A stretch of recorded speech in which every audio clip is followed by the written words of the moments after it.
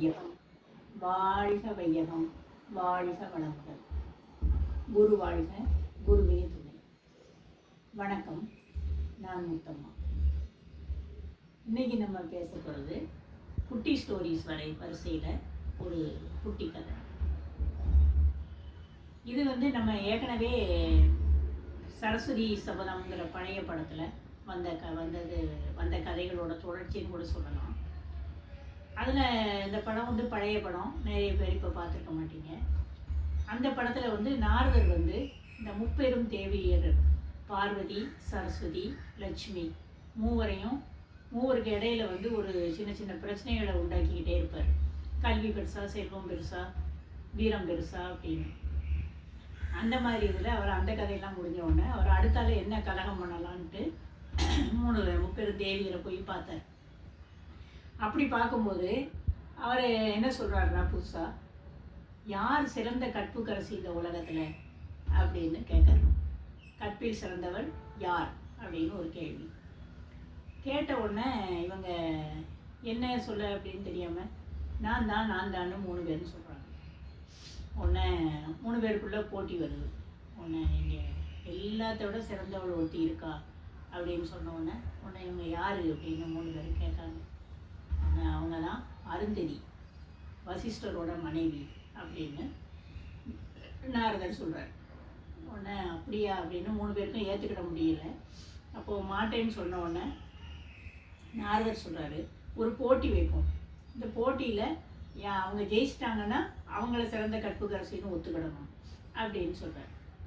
சொன்ன உடனே இவங்களும் சரி அப்படின்னு சொல்லிட்டு என்ன போட்டி வைக்கலாம் அப்படின்னு பேசும்போது இவர் என்ன பண்ணுறாரு, மும்மூர்த்திகளையும் அவங்க வீட்டில் மாறு வேஷம் போட்டுக்கிட்டு போய் ஒரு பிச்சை கேட்க சொல்லுறாரு.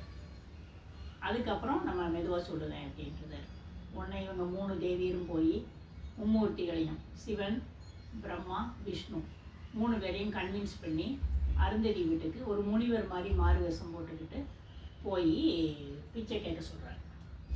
அப்போ அவர் அருந்ததி என்ன பண்ணுறாங்கன்னா, அவங்க ஒரு காலையில் எழும்பின உடனே இந்த வீட்டு வேலைகளை முடிச்சுட்டு கணவரை கும்பிட்டு அவங்களோட பாதத்தை நல்லா கழுகி அந்த தீர்த்தத்தை ஒரு பாத்திரத்தில் பிடிச்சி வச்சுருப்பாங்க.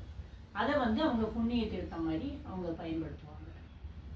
அப்போ அப்படி வச்ச உடனே பிறகு வசிஷ்டர் எழும்பி எல்லாம் காலை கடன்கள்லாம் முடித்த உடனே நான் கொஞ்சம் வெளியே போயிட்டு வரேன்ட்டு அவர் போயிடுவார். அருந்ததி மட்டும் வீட்டில் இருக்காங்க. அப்போ இந்த மும்மூர்த்திகள் முனிவர் மாதிரி வேஷம் போட்டுட்டு, சிவபக்தர்கள் மாதிரி வேஷம் போட்டு எனக்கு சாப்பாடு வேணும் அப்படின்னு கேட்காங்க. இன்னும் கேட்டோன்னா அருந்ததி நான் ஏற்பாடு பண்ணுறேன், சாப்பிடுங்க, கொஞ்சம் வெயிட் பண்ணுங்க அப்படிங்காங்க. உடனே இவங்க 3 பேரும் அவங்க திண்ணையில் உட்காந்துருக்காங்க. இவங்க சாப்பாடு ரெடி பண்ணிவிட்டு உள்ளே கூப்பிடுறாங்க. கூப்பிட்டோன்னா 3 பேரும் போய் உட்காருதாங்க. அவங்க இலை போட ஆரம்பிக்காங்க. உடனே இந்த முனிவர்கள் சொல்கிறாங்க, நீங்கள் கொடுக்க சாப்பாடை நாங்கள் சாப்பிடணுன்னா ஒரு கண்டிஷன் இருக்குது அப்படின்னு சொல்லுவாங்க. உடனே என்ன நிபந்தனை அப்படின்னு அருந்ததிக்கு ஆச்சரியத்தோடு கேட்காங்க. கேட்டோன்னே அவர் சொல்கிறாரு, 3 பேரும் நீங்கள் ஆடை இல்லாமல் எங்களுக்கு பரிமாறணும், நீங்கள் ட்ரெஸ் பண்ணியிருக்கக்கூடாது அப்படின்னு 3 பேர் சொல்கிறாங்க. சொன்னால் அருந்ததி திகைச்சு போயிடுறாங்க. இது என்ன முனிவர்களோட செயல் இல்லையே அப்படின்னு அவங்க ரொம்ப திகைச்சு போயிடுறாங்க. அப்போது ஆனால் ஒருத்தரை விருந்துக்கு கூப்பிட்டுட்டு அவங்களுக்கு விருந்து பண்ணலை, விருந்து கொடுக்கலை அப்படின்னா அது ஒரு பெரிய பாவம். அதனால் அவங்களால போங்கன்னு சொல்ல முடியல, இருங்கன்னு சொல்ல முடியல. அவங்க கணக்கு திணறுறாங்க. அப்போ ஒரு நிமிஷம் அவங்க யோசிக்கும் போது அவங்களுக்கு தெரிஞ்சிருது வந்திருக்கவங்க மும்மூர்த்திகள் அப்படிங்கிறத அவங்க புரிஞ்சுக்கிடுதாங்க. உடனே இவங்க சரி நீங்கள் உட்காருங்க அப்படிங்கிறாங்க. உடனே 3 பேரும் ஆச்சரியத்தோடு உட்காருவாங்க. ஏன்னா இவங்க சிறந்த கற்புல சிறந்த பெண்ணா அப்படின்னு ஒரு டெஸ்ட் வைக்கிறதுக்காக 3 பேரும் வந்திருக்காங்க. இன்னும் சரின்னு சொன்னோன்னே இந்த அம்மா உள்ளே போய் நேராக அந்த முனிவரோட பாதங்கழுகின தீர்த்தம் இருக்குல்ல, வசிஷ்ட மகரிஷியோட பாதங்கழுகினது, அந்த தீர்த்தத்தை எடுத்துகிட்டு மும்மூர்த்திகள் மேலே கணவரை நினச்சிக்கிட்டே 3 பேர் மேலேயும் தண்ணியை தொளிச்சிருந்தாங்க. அந்த தண்ணியை தொளிச்ச உடனே 3 பேரும் சின்ன குழந்தைகளாக மாறிடுறாங்க. சின்ன குழந்தைல மாறி அதை அழுகிட்டு கிடக்கு பாயில். அப்புறம் தீர்த்தத்தை கொண்டு வச்சுட்டு அருந்ததி தேவி அவங்கள தூக்கி சமாதானம் பண்ணி அவங்களுக்கு சாப்பாடு கொடுத்து அவங்களுக்கு எல்லாமே பண்ணுறாங்க. பண்ணுனதோடு இல்லாமல் அதுக்கப்புறம் அவங்கள பெரியவங்கள மாற்றாமல் 3 தொட்டில் கட்டி அவங்க 3 பேரையும் தொட்டிலில் படுக்க வச்சிடுறாங்க. கொஞ்ச நேரம் கழித்து வசிஷ்ட மகரிஷி வரார். வீட்டில் தொட்டில் இருக்கிறத பார்த்தோன்னே அவருக்கு ஒரே ஆச்சரியம். என்ன தேவி தொட்டில் எல்லாம் போட்டிருக்க அப்படின்னோடனே உடனே இவங்க சொல்கிறாங்க, இந்த மாதிரி வந்தாங்க, எனக்கு வந்து ஆடை இல்லாமல் பரிமாற சொன்னாங்க, அதுக்குனால தான் நான் குழந்தைகளை மாற்றிட்டேன் அப்படின்னோடனே அவருக்கு அப்படி ஞான திருஷ்டியில் தெளிவாக தெரிஞ்சிருது மும்மூர்த்திகள் நான். சரி நடக்கட்டும் அப்படின்னு அவர் சொல்லிடுறாரு. அப்புறம் பார்த்தா இந்த மும்மூர்த்திகளும் குழந்தைகள் ஆகிட்டாங்கன்னா அவங்களோட செயல்கள் இருக்குல்ல, படைத்தல், காத்தல், அடித்தல், இப்போ அது செய்யணுன்னா உலகம் வந்து ஸ்தம்பிச்சு போயிரும்ல. அதான் அருந்ததி தன்னுடைய கற்பின் தரத்தினால அந்த 3 வேலையும் அவங்க ஒரே ஆளாக செய்கிறாங்க. இப்படியே கொஞ்ச நாள் போயிட்டுருக்கு. இப்போ இந்த முப்பெரும் தேவியர் இருக்காங்கல்ல, பார்வதி, சரஸ்வதி, லட்சுமி, 3 பேருமே எங்கே இவங்களை போனவங்களை காணுமே, மும்மூர்த்திகளை காணுமேன்னு எல்லாரும் தேடுதாங்க. தேடி கிடைக்கல. எல்லாம் தேட ஆரம்பித்த உடனே அதுக்கப்புறம் நாரதர் மெதுவாக வரார். என்ன தேவி என்ன தேடிட்டு இருக்கீங்க அப்படின்னு. இந்த மாதிரி இவங்களெல்லாம் காணோம், மும்மூர்த்திகளை காணோம் அப்படின்னு முருகன் சொல்லுவாங்க. காணமா, வாங்க காட்டுறேன் அப்படின்னு சொல்லிட்டு நாரதர் வந்து அவங்கள அருந்ததியோட வீட்டுக்கு கூட்டிகிட்டு வர்றாரு. அருந்ததி வீட்டில் சின்ன குடிசையில் 3 தொட்டிலில் மும்மூர்த்திகளும் கிடக்காங்க. இவங்க தாலாட்டு பாடி ஆட தூங்க வச்சுக்கிட்டு இருக்காங்க, சாப்பாடு கொடுக்காங்க. இதெல்லாம் கொஞ்ச நேரம் மறைஞ்சிருந்து பார்க்காங்க. பார்த்த உடனே அவங்களுக்கு ஒரு பெரிய அதிர்ச்சி, ஆச்சரியம். இவ்வளோ தூரம் முடியுமா, இறைவர்களையே இவங்க வந்து இப்படி ஆக்க முடியுமா அப்படின்னு அவங்களுக்கு ஒரே ஆச்சரியம். அதுக்கப்புறம் 3 பேரும் வந்து அருந்ததியை வணங்குதாங்க. வணங்கினோடனே அருந்ததியும் அவங்கள வணங்கிட்டு, நீங்கள் என்ன எங்கள் வீடு தேடி வந்திருக்கீங்களே, எனக்கு எவ்வளோ பெரிய புண்ணியம் அப்படின்னு அவங்க சொல்லுவாங்க.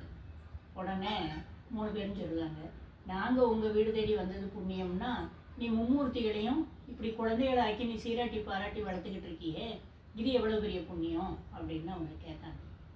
ஒன்று ஆமாம், ஆனால் எனக்கு வேறு வழி இல்லை அப்படின்னு அருந்ததி சொல்கிறாங்க. சொன்னோடனே சரி அப்படின்னு சொல்லிட்டு திரும்ப எனக்கு எங்களோட கணவரை எனக்கு திரும்ப கொடுத்துரு அப்படின்னு, உலகம் ஸ்தம்பிச்சு போயிடும் அப்படின்னு அவங்க கேட்காங்க. கேட்டோடனே இவர் சரின்னு சொல்லிட்டு அந்த தீர்த்தத்தை எடுத்து திரும்ப அந்த 3 குழந்தைகள் மேலே துவைச்ச உடனே அந்த குழந்தைகள் 3ம் பழையபடி மும்மூர்த்திகளாக மாறின உடனே அதை வந்து மும்மூர்த்திகள் வந்து அவங்கள பாராட்டி அருந்ததிக்கு நிறைய வரங்கள் கொடுக்காங்க. என்ன வரம் வேணும் அப்படின்னு கேட்காங்க. எனக்கு எந்த வரமும் வேண்டாம், எனக்கு இதே போல் என் வாழ்க்கை போனால் போதும் அப்படின்னு அருந்ததி சொல்கிறாங்க. உடனே எல்லாருமே அவங்க 6 பேரும் சேர்ந்து உலகத்தில் சிறந்த கற்புக்கரசி நீ தான் அப்படின்னு சொல்கிறாங்க. சொல்லிட்டு அவங்க போயிடுறாங்க. ஆனால் இந்த அருந்ததி தேவி வந்து இன்னைய வரைக்கும் அழியாமல் ஒரு சிரஞ்சீவியாக தான் இருக்காங்க. எப்படின்னு பார்த்தா, வான்வெளி மண்டலத்தில் சப்தரிஷி மண்டலம்னு பார்த்துருப்போம். நம்ம இங்கேருந்து பார்க்கும்போது வடக்கு திசையில் சப்தரிஷி மண்டலம், அந்த நட்சத்திரங்கள் நமக்கு தெரியும். 7 ரிஷிகள் இருப்பாங்க, அந்த இது தெரியும். அதில் வந்து அந்த 7 ரிஷிகள், அதுக்கப்புறம் ஒரு நட்சத்திரத்துக்கு பக்கத்தில் ஒரு குட்டி நட்சத்திரம் இருக்கும். அந்த 7 நட்சத்திரங்கள் யாருன்னு பார்த்தீங்கன்னா, கிரது, மரிஷி, அத்ரி, ஆங்கிரஸ், அப்புறம் புரகர், புரஸ்தியர், அப்புறம் வசிஷ்டர். 7 பேர்.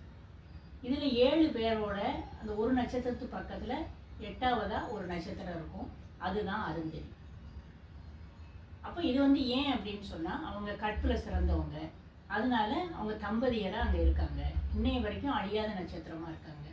அதை வந்து இன்றைக்கி உலகத்தில் வந்து என்ன சொல்கிறாங்கன்னா, இன்றைக்கி விஞ்ஞான யுகத்தில் விஞ்ஞானிகள் கண்டுபிடிச்ச முதல் இரட்டை நட்சத்திரம் அந்த வசிஷ்டரும் அருந்ததியும் தான் அப்படின்னு சொல்கிறாங்க. அதை வந்து மிசார் அப்படின்னு வசிஷ்டரோட நட்சத்திரையும், அல்கர் அப்படின்னு சொல்லி அருந்ததியோட நட்சத்திரத்தையும் குறிப்பிடுறாங்க. இப்படி அந்த சப்தரிஷி மண்டலத்தில் இந்த 2 நட்சத்திரங்களும் இருக்குது. இதில் வந்து இன்னும் அவங்களோட கற்புத்தரத்தை சொல்லணும்னா, இந்த சப்த ரிஷிகள் வந்து பிரம்மரோட பிள்ளைகள், அவங்களால படைக்கப்பட்டவங்க. படைச்சு கொஞ்ச நாள் கழித்து திரும்ப அவர் பிரம்மதேவர் வந்து இன்னொரு பெண்ணை படைக்கிறார்.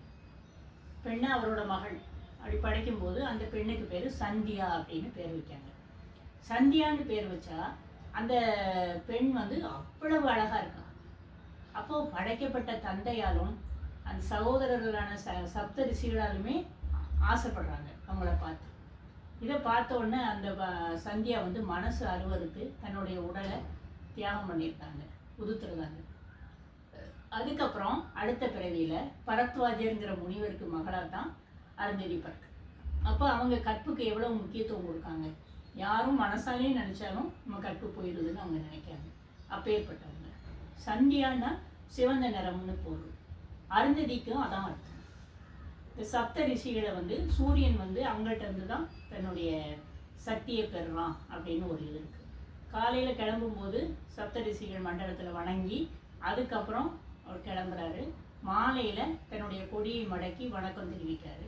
அப்போ வந்து அவருடைய மாலையில் வந்து ஒரு செந்நிறமான சாயல் அருந்ததி நட்சத்திரத்துக்கு மேலே படுது அப்படின்னு ஒரு இது. இந்த மாதிரி அருந்ததி வந்து நிறைய கற்புக்கு உதாரணமாக இருக்காங்க. இப்போ நம்ம கல்யாணங்கள்லையும் நம்ம வந்து அம்மி மிதித்து அருந்ததி பார்க்கணும்னு ஒரு சடங்கு வச்சோம். அந்த காலத்தில் 4 நாள் கல்யாணம் நடந்தது. இப்போ ராத்திரி நேரத்தில் அருந்ததியை பார்க்க சொல்லுவாங்க. இப்போ நம்ம சுருக்கி ஒரு நாள் கல்யாணமாக இருக்கிறதுனால நம்ம கல்யாணம் முடிஞ்ச உடனே சும்மா அருந்ததியை பாரு அப்படின்னோடனே மண்டபத்து கூரையை நம்ம பார்த்துறோம். ஆனால் அருந்ததியை பார்க்கணுங்கிறது, அருந்ததியை போல் கற்புத்தரத்தோடு இருக்கணும் அப்படிங்கிறதுக்காக மணமக்களுக்கு தெரியணும் அப்படின்னு 2 பேருக்கும் அதை பார்க்குற மாதிரி வச்சுருப்பாங்க. இப்படி ஒரு மங்கா புகழை அருந்ததியை பெற்றிருக்கிறார். வசிஷ்டரோட மனைவியாகவும் வாழ்ந்து நமக்கு வந்து இன்றைக்கும் இரட்டை நட்சத்திரமாக இருந்து நமக்கு அருள் பறிச்சுக்கிட்டு இருக்காங்க. இந்த கதையை நம்ம வந்து எதுக்காக சொல்கிறோம்னா, இதில் இருக்கிற மாரல் அதை நம்ம தெரிஞ்சுக்கணும். தெரிஞ்சுக்கிட்டு அதை பின்பற்றி நம்ம பெண்கள் மட்டுமல்ல ஆண்களுமே அதே போல் இருக்கணும் அப்படின்னு சொல்லிக்கிட்டு இன்றைய பதிவை நிறைவு செய்து கொள்கிறேன். நன்றி, வணக்கம், வாழ்க வளமுடன்.